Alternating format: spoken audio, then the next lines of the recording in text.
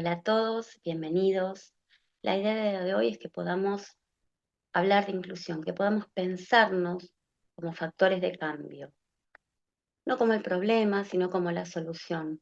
Uno de los problemas más grandes que tenemos hoy en el aula es que lamentablemente nos terminamos poniendo en contra de las familias. Entonces, en vez de poder construir una educación para todos, lo que hacemos es obstruirla.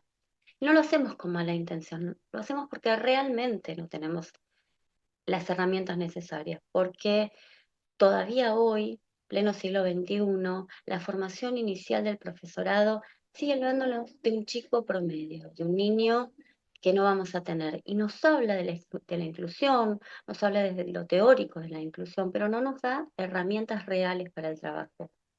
Por eso el título de esta ponencia, construir un aula donde entremos todos y todas. Construirla, pero no solos, sino construirla con el personal directivo, con nuestros supervisores, con los padres, con los alumnos, y construirlo a partir de la teoría, que la teoría pueda realmente ponerse en diálogo con lo que pasa en las aulas. Para eso me parece sumamente importante empezar a ver dos conceptos, el de neurodiversidad y neurodivergencia. No nos podemos quedar con tengo un alumno con discapacidad. La palabra discapacidad existe y tenemos que nombrarla y no es un tabú o no debería ser un tabú. Sin embargo, tiene una connotación negativa. Cuando decimos discapacidad vamos a esperar un alumno que no pueda o un alumno que directamente no tenga que estar en la escuela. Esperamos que esté en una escuela especial, esperamos que venga una maestra acompañante, una MAI, una acompañante externa, a hacer la tarea por nosotros. Cuando pensamos al otro desde un lugar de diferencias, porque yo también tengo esa diferencia, empezamos realmente a construir un aula inclusiva. El concepto de neurodiversidad aparece en los años 90 de la mano de Judy Singer, que además de ser una terapeuta especializada, era una mujer con TEA. Nos habla de la diversidad como atributo positivo.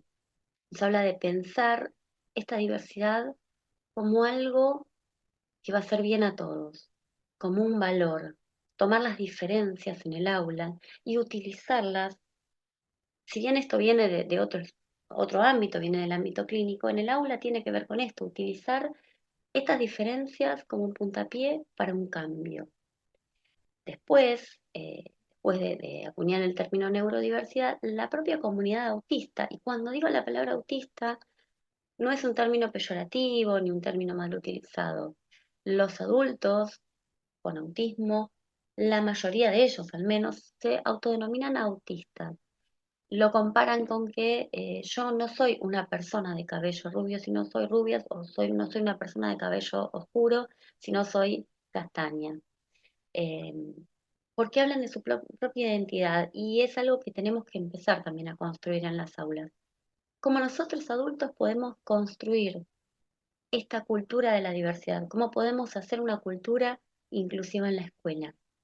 Para ellos, la palabra neurodivergencia define a quienes no son neurotípicos, es decir, a todos los que se engloban en determinadas neurodivergencias, en determinados diagnósticos, TEA, TDA, altas capacidades, dislexia, trastornos específicos del lenguaje o del aprendizaje. Entonces, empezar a ver al alumno como diverso, porque yo también soy diverso, porque no todos pensamos de la misma manera. ¿Cómo le damos valor a esto? Pudiendo hacer un diagnóstico pedagógico detallado cuando empiezan las clases, en ese primer mes que uno generalmente diagnostica qué aprendieron. Empezar a diagnosticar cómo aprenden, qué necesitan, qué les pasa, eh, qué tiempos pueden prestar atención, si son más sinestésicos, es decir, si necesitan moverse, ¿por qué no dar espacio al movimiento? ¿Por qué no dar eh, tiempos distintos a los alumnos? ¿Por qué no permitir que aquel que es visual tenga eh, muchas más imágenes en la consigna? ¿Por qué no permitir que aquel al que le cuesta escribir a mano porque tiene una pequeña discapacidad motriz no pueda utilizar un dispositivo explicando también a nuestros alumnos, al resto de los alumnos, que cada uno a partir de hoy va a empezar a poder hacer o a recibir lo que necesita. No es que yo a Juan lo dejo usar una computadora porque lo quiero más a Juan, sino que a Juan lo voy a dejar usar una computadora, a María la voy a dejar que las actividades que las evaluaciones, perdón, en vez de hacerlas escritas, las haga orales porque se siente mejor, o cuando hay un oral, a José porque tiene un problema en el habla, no le voy a pedir que exponga o que lea frente a sus compañeros, sino lo vamos a hacer de manera personalizada o lo va a poder escribir. Entonces, esto de rescatar el valor de la neurodiversidad en el aula, de que todos tengan o no un diagnóstico, tienen necesidades distintas, tienen momentos distintos, tienen tiempos distintos. Ya tenemos la neurodiversidad en el aula. Hoy no podemos decir más, las escuelas especiales son para los chicos con diagnóstico, entonces este chico no tiene acá. La idea es que cada vez más alumnos y alumnas puedan estar en el aula. Cuando nos preguntamos, ¿por qué cada vez tenemos más chicos con diagnósticos? ¿No será tal vez las preguntas, por qué estamos permitiendo que estos alumnos estén en el aula? ¿Dónde estaban antes? ¿Estaban solo en la escuela especial? Algunos ni siquiera estaban en la escuela. Entonces, si tengo la neurodiversidad en el aula, y ahora me empiezo a preguntar, ¿y ahora qué? ¿Y ahora cómo puedo hacer para que estos alumnos y alumnas puedan aprender? Porque el aprendizaje no es solamente hacer la prueba, llegar a fin de año y acreditar los contenidos, sino es mucho más profundo, es hacer que esos saberes sean significativos, que los alumnos se vayan con un bagaje de aprendizaje que les pueda servir para la vida. A mí no me sirve terminar con todo el diseño curricular que teníamos planteado para el año, con toda mi planificación, si muchos de mis alumnos se quedaron afuera. Si se quedaron afuera, el problema no es de los que se quedaron afuera, el problema es mío como docente, como alumno referente que tiene la obligación de cuidar a esos niños y a esas niñas o a esos adolescentes. Entonces, ¿cómo? Con una herramienta que es fundamental y que debería ser obligatorio aprenderla en el profesorado y lamentablemente no está sucediendo, que es el DUA, el Diseño Universal del Aprendizaje. Acá dice diseño para todos. ¿Por qué? ¿Por qué la palabra diseño? No es solamente por el diseño curricular. El DUA viene del ámbito de la arquitectura. Eh, en un momento, un centro, un grupo de arquitectos empezaron a plantearse cómo construimos ciudades inclusivas, porque no alcanzaba con la rampa, no alcanzaba con la señalización en un semáforo, tenía que ser todo el conjunto de estas cosas. Tenían que ser la rampa puesta de una manera especial en lugares estratégicos. Teníamos que ver cómo conectamos las ciudades, cómo son los transportes, cómo son los semáforos, cómo es la señalización, cómo me puedo dar cuenta de determinada calle si yo soy no vidente. Lamentablemente, la generalidad quedó en palabras porque la mayoría de las ciudades no son inclusivas. Sí hay ciertos lugares del mundo, sobre todo del primer mundo, donde hay una cultura inclusiva. Entonces, un grupo de pedagogos empezaron a llevar esta ideología, esta teoría a la práctica en las escuelas, a pensar cómo podemos planificar para que ningún alumno quede afuera. Entonces, son estrategias que sirven para todos los alumnos, no están pensadas solamente para el alumno que necesita un PPI. El PPI es una herramienta que hoy tenemos, sin embargo, el PPI ni siquiera debería existir. Yo no debería tener que hacer un plan pedagógico individualizado si puedo hacer una planificación en la que todos mis alumnos entren. Eso significa que si tengo 15 alumnos promedio, 5 que tienen diagnósticos que tienen que ver con dificultades en el aprendizaje y 2 que tienen altas capacidades, yo tengo que hacer 3 planificaciones distintas.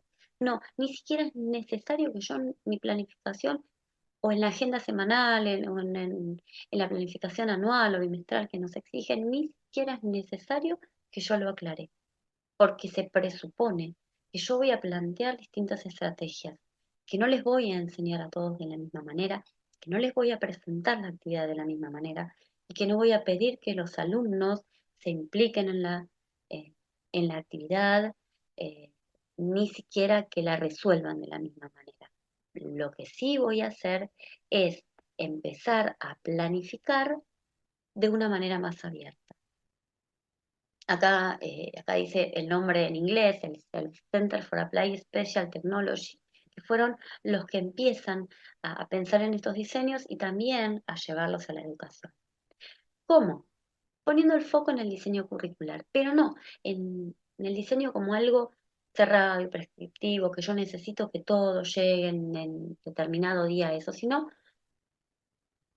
como algo flexible. Busca flexibilización de ese currículo, que el contenido pueda ser lo suficientemente flexible. A mí me gusta decir que nosotros teníamos contenido de madera y ahora necesitamos contenidos de plastilina. Necesitamos contenidos que sean lo suficientemente maleables como para yo darle una vuelta de rosca en la que entren todos. Entonces, hay tres ejes fundamentales que nos hablan en el DUA de cómo podemos pensar en las estrategias. El qué, el cómo y el para qué. Cuando nosotros planificábamos antiguamente, o al menos hace bastante más de 20 años cuando yo estudié, teníamos esas parrillas larguísimas con los contenidos, los objetivos procedimentales, actitudinales, y en realidad nos quedábamos en esto, ¿no? De ¿realmente yo pienso en el qué o solamente pienso que tienen que aprender las tablas del 2 el martes a las 5 el martes 15 de marzo a las 5 de la tarde porque yo tengo que entregar las evaluaciones de mis alumnos? Cuando trabajamos con DUA tenemos que aprender nosotros a ser flexibles. Muchas veces hablamos de que, por ejemplo, los niños con TEA no son flexibles, entonces todos los cambios que yo haga en el aula van a ser un problema. Pero nos preguntamos, ¿somos nosotros lo suficientemente flexibles? Entonces, pensar en estos tres ejes tiene que ver con esto. El primer eje, el que habla del qué, nos habla de múltiples medios de representación. ¿Qué es esto? Que yo cuando voy a plantear las actividades, voy a pensar en la diversidad de alumnos, pero para eso tengo que conocerlos, habiendo, como les dije anteriormente, hecho un diagnóstico pedagógico detallado que no sea solamente qué aprendieron en tercer grado, y qué quedó para cuarto, sino cómo mis alumnos de cuarto aprenden, uno por uno, todas las cosas que pudimos observar. Por ejemplo, si tengo un alumno con TEA que tiene poco lenguaje, pero que es muy visual, que yo me doy cuenta que puede ver detalles que yo no me doy cuenta, o que el resto no mira, no puede ver, porque todos hablamos en la primera vez que ve ese objeto o esa película o ese texto, entonces puedo, por ejemplo, plantear las actividades desde lo visual, con pequeños pictogramas, con flechas, con números. Tal vez nuestros alumnos tengan poca capacidad de atención o pocos tiempos de atención, entonces voy a cortar las actividades, no voy a dar muchas opciones juntas. Eh, Hay alumnos a los que el multiple choice, por ejemplo, les resulta un problema. Entonces, plantear las consignas cortas, directas, para algunos, para otros tal vez yo voy a pensar, bueno, eh, le voy a dar fotocopia, porque este niño, esta niña no puede perder tanto tiempo en copiar, porque copiar no es algo rico, la copia, por la copia misma, en el aula, no enseña, porque no somos profesores de caligrafía como en los 80 y los 90. Somos docentes que necesitamos que nuestros alumnos se apropien efectivamente de ese contenido. Entonces, pensamos en múltiples medios de representación. Pensar también, por ejemplo, si tengo alumnos que tienen disminución visual, que la fotocopia que le voy a dar, y aunque parezca una obviedad, lo digo porque sucede, que no esté borroneada, que los renglones no estén muy juntos, eh, que tenga letras grandes en colores que contrastantes. A veces los manuales, por ejemplo,